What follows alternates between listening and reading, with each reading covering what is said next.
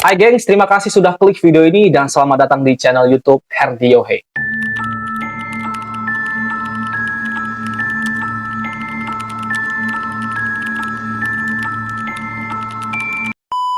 Seperti biasanya gengs, kali ini gue bakal ngebahas salah satu kasus viral yang terjadi di Indonesia. Nah, ini adalah kasus pembunuhan yang terjadi tepatnya di Kecamatan Batanganai, Kabupaten Padang Pariaman, Sumatera Barat. Nah, seperti apa kasusnya? Simak video ini sampai dengan selesai. Tanpa berlama-lama, langsung aja kita bahas kasus yang satu ini. Oke gengs, jadi kasus pembunuhan yang bakalan gue bahas di video kali ini merupakan kasus pembunuhan yang menurut gue ini kasus pembunuhan yang plot twist banget. Karena apa? Karena setelah kasus pembunuhan ini terungkap, ternyata masih ada kasus pembunuhan yang lainnya. Yang ini ada sangkut pautnya karena apa? Karena pelakunya orangnya sama, gengs. Jadi kasus pembunuhan ini tuh bukanlah kasus pembunuhan biasa, melainkan kasus pembunuhan yang masuk ke dalam kategori femisida. Apa itu femisida? Kita akan bahas selengkapnya dan kita akan ulik selengkapnya di video kali ini. Jadi pastikan kalian tonton videonya sampai dengan selesai ya. Jangan di skip-skip biar kalian tahu apa itu femisida dan biar kita tahu juga kronologi kasus pembunuhan yang satu ini yang terjadi di Kecamatan Batanganai, Kabupaten Padang Pariaman, Sumatera Barat. Satria Juhanda alias Wanda, 25 tahun, warga Kecamatan Batanganai ini tega menghabisi seorang wanita bernama Septia Ananda atau biasa disapa akrab dengan Nanda. Tidak hanya membunuh Nanda saja, tapi Wanda ini tega memutilasi menjadi 10 bagian, kemudian dia buang ke aliran sungai Batanganai dan juga dua titik lokasi yang berbeda. Hubungan antara pelaku dan juga korban ini merupakan teman sejak SMP dan juga SMA. Jadi mereka berdua ini pernah bersekolah di sekolah yang sama waktu zaman SMP dan juga zaman SMA. Selain mengakui perbuatannya bahwa dia telah membunuh Nanda, ternyata Wanda ini juga mengakui perbuatannya bahwa dia telah menghabisi dua wanita lain sebelumnya yang merupakan mahasiswi di perguruan tinggi di Padang Pariaman yang sempat dinyatakan hilang di tanggal 12 Januari tahun 2024 lalu. Jadi gengs, Nanda ini bukanlah wanita pertama yang dibunuh oleh Wanda, karena Wanda mengakui bahwa dia telah membunuh dua wanita sebelumnya atas nama Siska Octavia Rusdi atau biasa disapa dengan Cika, dan juga temannya Cika yang bernama Adek Gustiana atau yang biasa disapa dengan Adek. Makanya gengs, kasus pembunuhan ini tuh bukanlah kasus pembunuhan biasa, melainkan kasus pembunuhan yang masuk ke dalam kategori kasus femisida seperti yang sudah saya jelaskan di awal video tadi. Femisida merupakan kasus pembunuhan yang dilakukan terhadap perempuan yang udah jelas targetnya ataupun korbannya ini merupakan perempuan semuanya, jadi bukan laki-laki. Biasanya femisida ini bisa terjadi karena adanya rasa kebencian, rasa dendam, rasa kenikmatan, dan juga rasa penguasaan terhadap wanita yang menganggap bahwa wanita itu miliknya sehingga dia bisa melakukan apa saja terhadap korban ataupun terhadap wanita. Jadi bisa disimpulkan atau bisa dikatakan juga ya kasus pembunuhan femisida ini seperti kasus pembunuhan berantai, geng. Weni 54 tahun dan juga Dasria 58 tahun merupakan ibu dan juga ayah dari Septia Ananda ataupun Nanda yang merupakan korban mutilasi yang dilakukan oleh Wanda. Jadi gengs, kronologinya ayah dan ibunya Nanda ini baru menyadari anaknya itu udah nggak ada kabarnya, udah nggak kelihatan lagi, itu sejak hari Minggu tanggal 15 Juni 2025 di malam harinya. Karena di hari Minggu paginya ini Nanda itu sempat ya berpergian bersama kedua orang tuanya untuk menghadiri sebuah acara pernikahan yang ada di sana. Nah, sepulangnya mereka bertiga dari acara pernikahan tersebut ya, rencananya Nanda ini tuh ingin berkunjung ke rumah tantenya yang ada di kota Pariaman. Tapi sebelum pergi, Nanda ini sempat juga ya minta izin sama orang tuanya bahwa dia itu ingin berkunjung ke rumah temannya terlebih dahulu sebelum menuju ke rumah tantenya yang ada di kota Pariaman. Katanya sih sebentar aja ke rumah temannya. Namun sampai sore harinya pukul 15.00 waktu Indonesia Barat, Nanda ini kok nggak pulang-pulang dan juga nggak ada kabarnya. Ini yang membuat kedua orang tua Nanda di rumah itu merasa khawatir. Sempat juga ya ibunya ini mengirimkan pesan WhatsApp kepada Nanda dan sempat dibalas sama Nanda waktu itu. Dia mengatakan bahwa dia akan segera pulang. Namun setelah dibalas chatnya oleh Nanda ini kok bahasanya terlihat aneh sama ibunya, karena biasanya Nanda ini tuh berbalas chat sama ibunya itu menggunakan kata ram untuk kata ganti saya. namun di saat itu tidak menggunakan kata rak. Ini yang membuat ibu dari korban, ibu dari Nanda ini udah mulai curiga dan juga udah mulai was-was. Karena orang tua korban ini merasa ada yang janggal dengan balasan WhatsApp tersebut, akhirnya mereka mencoba untuk menelpon ataupun menghubungi nomor Nanda. Namun pada saat itu tidak diangkat sama sekali oleh Nanda. Tentunya hal tersebut ya membuat orang tua Nanda ini semakin gelisah, semakin khawatir dan semakin curiga. Apalagi sampai malamnya ya di jam 11 waktu Indonesia Barat itu nomor Nanda itu udah nggak bisa dihubungi sama sekali dan HP-nya dalam kondisi mati. Sebagai orang tua, mereka merasa bahwa ada sesuatu yang terjadi dengan anaknya. Sampai akhirnya ayah dari korban Nanda ini ya, Desrial, itu mencari informasi mengenai keberadaan Nanda ini dengan menanyakan kepada teman-temannya apakah mengetahui Nanda ini di mana. Namun pada saat itu semua teman yang ditemui oleh ayah korban ini, ayah Nanda ini tidak tahu sama sekali keberadaan Nanda di mana. Hingga akhirnya ayah korban ini dapat informasi dari salah satu teman Nanda yang mengatakan bahwa memang Nanda belakangan ini itu lagi dekat dengan seorang pria yang bernama Wanda. Berdasarkan informasi dari salah satu temannya Nanda ini, akhirnya kedua orang tua dari Nanda ini memutuskan untuk mendatangi tempat kerjanya Wanda yang berada di Kabupaten Batanganai. Sesampainya kedua orang tua Nanda ini di tempat kerjanya Wanda ya, di pabrik bata ringan yang berada di Kabupaten Anai, mereka sempat bertemu dan juga sempat ngobrol ya.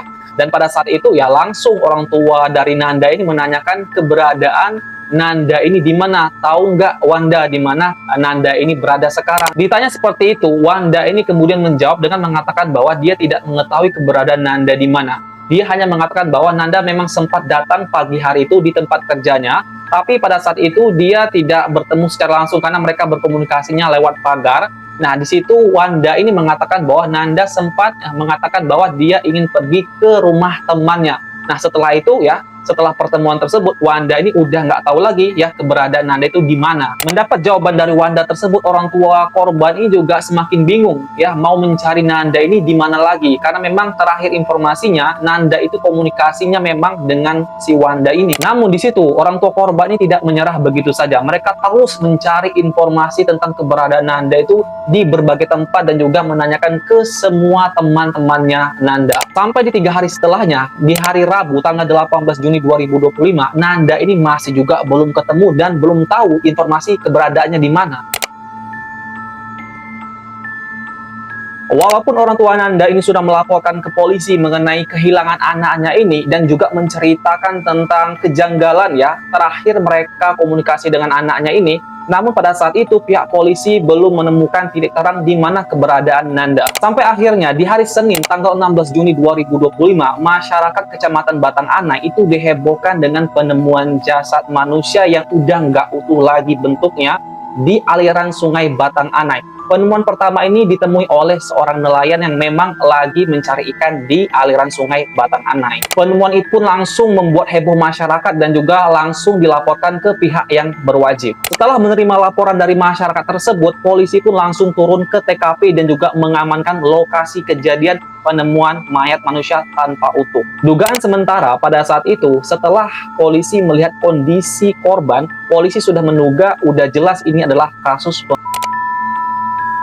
Setelah polisi melakukan pemeriksaan dan juga mengetahui identitas dari korban ini, polisi langsung memberikan informasi kepada pihak keluarga korban. Polisi pun langsung menyelidiki siapa aja nih orang-orang yang terakhir bersama korban. Di sisi lain, polisi juga berusaha untuk mencari karena pada saat ditemukan itu hanya beberapa potongan saja ditemukan dan potongan-potongan berikutnya itu ditemukan di hari selanjutnya. Sampai akhirnya polisi mengantongi satu nama yang memang diduga pada saat itu adalah orang terakhir bersama korban, yaitu Wanda. Kemudian pada hari Kamis dini hari sekitar pukul 2 waktu Indonesia Barat, tepatnya di tanggal 19 Juni 2025, polisi pun langsung mendatangi kediaman pelaku ini yang berada di Kecamatan Batanganai. Di situ polisi langsung menggeledah rumah Wanda ini dan kemudian polisi menemukan beberapa barang bukti ya. Salah satunya adalah menggunakan Wanda untuk si korban ini dari si Nanda ini. Wanda pun kemudian diinterogasi secara mendalam oleh pihak kepolisian dan pada saat itu dia tidak mengakui bahwa dia yang telah membunuh si Nanda. Sampai akhirnya Wanda ini mendapatkan tekanan dari pihak kepolisian dan akhirnya dia mengakui bahwa dialah orang yang telah membunuh. Kepada pihak kepolisian, awalnya Wanda ini mengakui bahwa dia telah menghabisi Nanda ini itu di daerah perkebunan yang berada di daerah Porong Kapolo Banda, Kecamatan Batang Anai di hari Minggu ya, pada pukul 15 waktu Indonesia Barat. Namun setelah polisi datang ke TKP dan juga memeriksa di lapangan ya, tidak ada ditemukan tanda-tanda kejahatan yang terjadi di lokasi kejadian tersebut. Kepada pihak kepolisian, Wanda ini kemudian merubah keterangannya yang awalnya dia mengatakan bahwa dia telah membunuh Nanda ini di daerah perkebunan. Tapi pada saat itu dia merubah lagi keterangannya, dia mengatakan bahwa dia menghabisi Nanda ini sebenarnya di tempat kerjanya yang ada di pabrik. Nah, pada saat itu hari Minggu memang ya, para pekerja lagi libur. Wanda juga mengaku bahwa dia telah membunuh Nanda ini dengan cara sampai akhir Nanda ini tuh kehabisan nafas, dan kemudian pada saat itulah dia sebagai barang bukti yang ditemukan pada saat itu di rumahnya, kemudian dipotong menjadi 10 bagian. Ini sih ngeri banget ya gengs ya. Yang bikin kaget polisi adalah Wanda ini juga mengaku bahwa dia tidak hanya membunuh Nanda saja, tapi dia sudah membunuh 2 wanita lain sebelumnya, yang memang 2 wanita ini tuh dinyatakan hilang pada tanggal 12 Januari 2024 oleh pihak keluarganya. Kepada pihak kepolisian, Wanda ini mengakui bahwa dia tega menghabisi pacarnya sendiri ya, Cika, dan juga teman pacarnya Ade, lantaran cemburu karena dia tahu bahwa Cika itu lagi deket sama pria lain pada saat KKN. Sementara Ade ini itu mendukung kedekatan antara Cika dan juga selingkuhannya. Wanda menghabisi pacarnya sendiri, Cika, itu dengan cara Cika itu kehabisan nafas dan akhirnya meninggal. Sementara temennya Cika, Ade, itu dihabisi Wanda dengan cara dipukul benda tumpul di area kepalanya. Setelah Wanda memastikan keduanya meninggal karena memang mereka ini dibunuh di hari yang sama, kemudian jasad keduanya ini dimasukkan ke dalam sumur tua. Wanda tega menghabisi Cika karena motifnya cemburu. Lantas apa motif yang membuat Wanda ini tega juga membunuh Nanda yang merupakan temannya sendiri? Kepada pihak kepolisian, Wanda ini menjelaskan bahwa ya, motifnya membunuh Nanda karena Nanda ini ataupun korban punya hutang 3,5 juta kepada pelaku, kepada si Wanda ini. Wanda juga menambahkan bahwa dia sudah berusaha menagih hutangnya tersebut ke Nanda ya, ke korban, tapi Nanda ini nggak pernah mau bayar hutangnya. Mendengar keterangan dari pelaku ini bahwa dia menghabisi Nanda ini karena motif hutang ya 3,5 juta, pihak keluarga meragukan keterangan dari pelaku ini.